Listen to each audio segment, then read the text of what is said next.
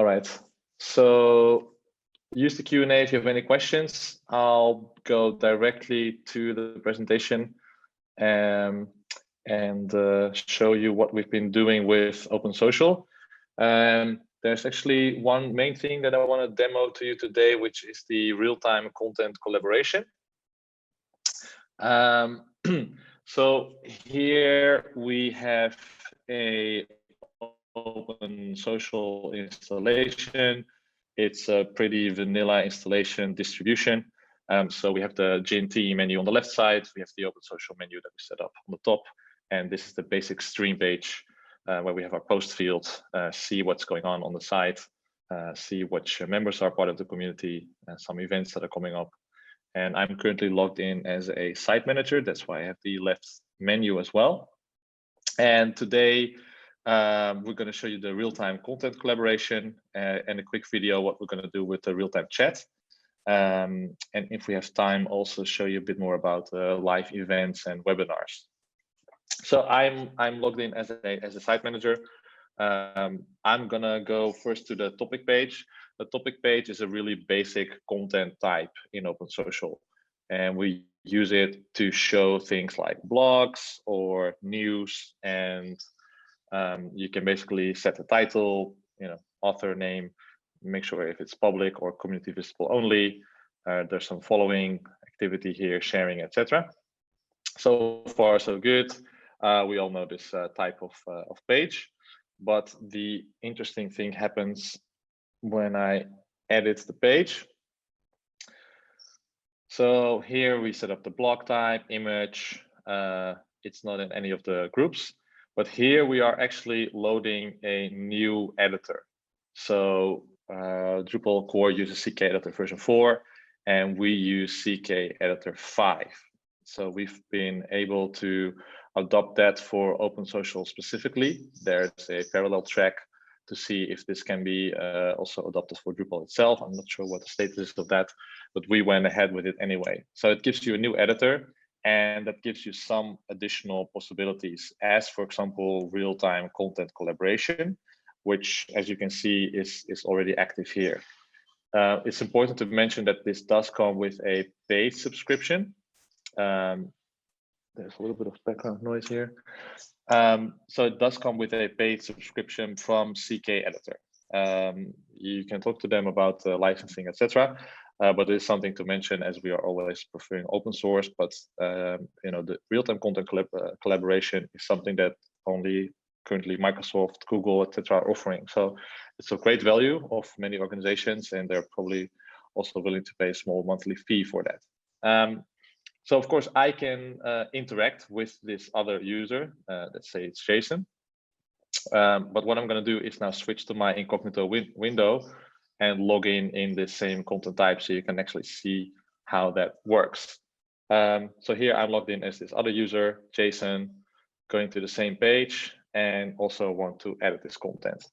Now the two users are set up as roles that can edit this content type. And therefore they can edit the content simultaneously. I'll show you later how you can specifically set different co-authors for a specific piece of content, but this is role-based. So what I can do here now is either leave a comment. So I can say, hey, check this out. You guys know how real-time content collaboration works. Or I can switch to the track changes settings. And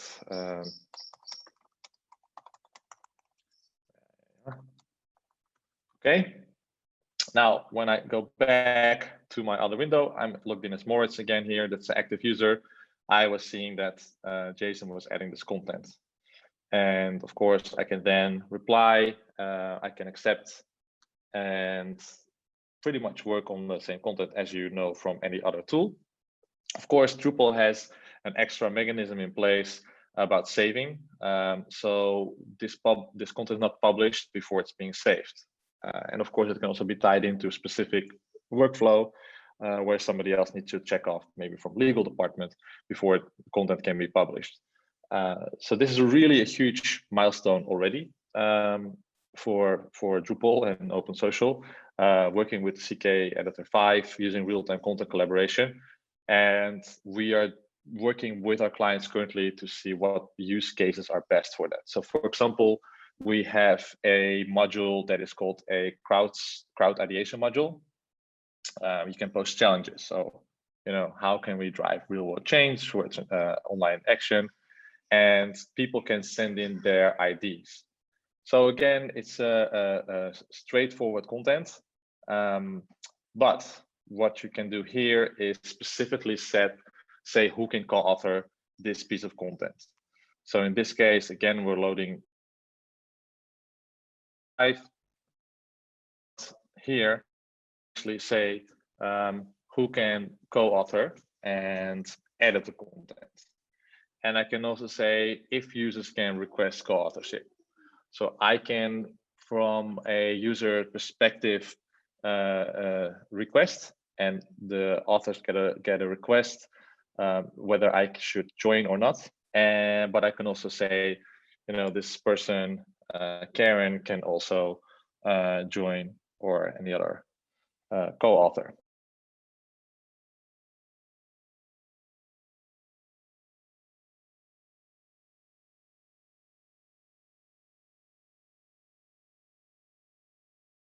So we save it now. Then of course she gets a notification say you're now eligible. So that is all pretty interesting. I'm gonna see how that goes in the meantime. Yeah. So here we can see all the co-authors. And this is of course great if you're writing a white paper, or if there's something that you really want to work on with a specific group of people. And the last thing that we are now working on is making the content also inline available. So here again, we have a simple piece of content, an ID actually, and we have the Drupal setup that says this is a detail page, but now there's a tab that says this is a content collaboration page. So when I click on the collaboration page, I go directly to the inline editing part. And it might look the same as a normal field that I was just loading, but actually this is the inline editor. And it's important because it means that you don't need to give permissions out specific to the user based on a role or for the specific piece of content, but anybody can make suggestions or comments in this field. And based on the roles I have, so anybody can make changes and suggestions, and only if I'm a site manager or owner of the content, I can save it. So this is a way of working really with a crowd of people where you give a very wide range of possibilities to edit, and you don't need to set specific permissions for the content. So for each of the use case that you might have, whether it's specific persons that can edit the content, whether it's a group of people that can edit the content, or whether it's a wide variety of people that can send in their suggestions and ideas on a piece of content, the use cases are covered here. So we are really excited about making sure we can do real-time content collaboration in Open Social, and offer this as an extension to the basic platform of Open Social. So the extension model of Open Social is quite important. We're looking for different ways to make sure Open Social is a sustainable project, that we can keep funding the core developments. And the extension model is quite a nice way for people using Open Social for their organizations to get really fast value by, say, adding the crowd ideation extension, or adding the real-time content collaboration extension, or adding the native app extension. So that is quite a fast way of adding value to your organization for a very small monthly fee. And this makes sure that we keep building extensions, maintaining it, and giving you support on that. Back to the demo platform. The other item that we're working on, we just had a very slight issue with the actual loading, is the live sessions or live events or webinars. So what we can now do in Open Social is set up an event and make sure that it's a virtual event, so anybody can join a live session. We integrate now with Zoom and Big Blue Button. If there is a recorded session, it will be automatically added to the event.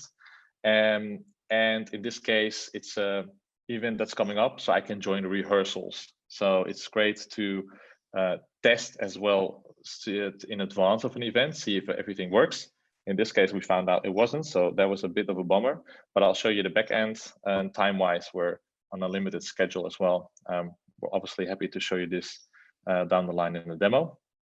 So you have an event, you can create the enrollment options, and in this case, we've set it to enable virtual event session with a big blue button integration, and whether to record it or not. So there's two ways to do this. There's the big blue button integration, and there's the Zoom integration that needs a paid account. We're happy to show you this in real time.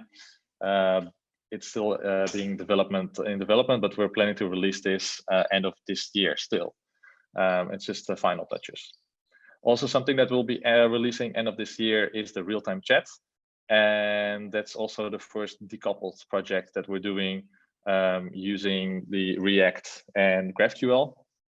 So I'm just going to show you the video because it's still in development, but I'm very excited to be able to add this as well to Open Social. So let me just show you and enter full screen mode. We really modeled this on a WhatsApp style of chat. So you have your one-on-one conversations. You can create a group chat, say food lovers, add people to this conversation, make sure that you can open it or close it, archiving functionality. You can set different moderators and add members to the chat. So this is the style that you know from WhatsApp, which we thought was a quite nice way of building the chat. So it's an overlay over the page, and you can add, remove people to group chats. You can make them administrator and start new private chats one-on-one. We will be integrating this fully with Open Social, and also making sure that it will be very easy to start a group chat around a group or around an event. So the permissions are all based on the platform settings. And of course, if you change your name, if you change your nickname, if you change your profile picture, that's all automatically updated and included in the chat, because it doesn't run on any third-party server. It runs on your own server. You have all the code in-house, and the chat will be something that we will be expanding with the possibilities to say, how do I cancel this? Also making sure that you can add functionality such as document sharing, image sharing, etc. Okay, that was a lot of talking. Let's see if there's any questions that came in. Currently, no questions.